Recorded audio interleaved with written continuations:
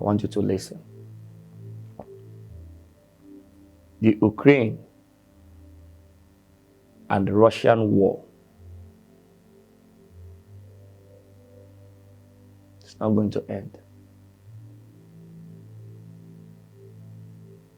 The world is not going to see an end to this war anytime soon. Because it is part of the puzzle of the Third World War. We are going to come to it. And then we are going to see the effects on the economic system of the world.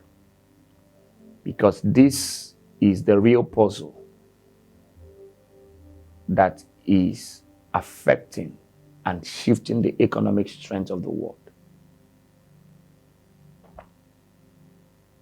The United States will all of a sudden discover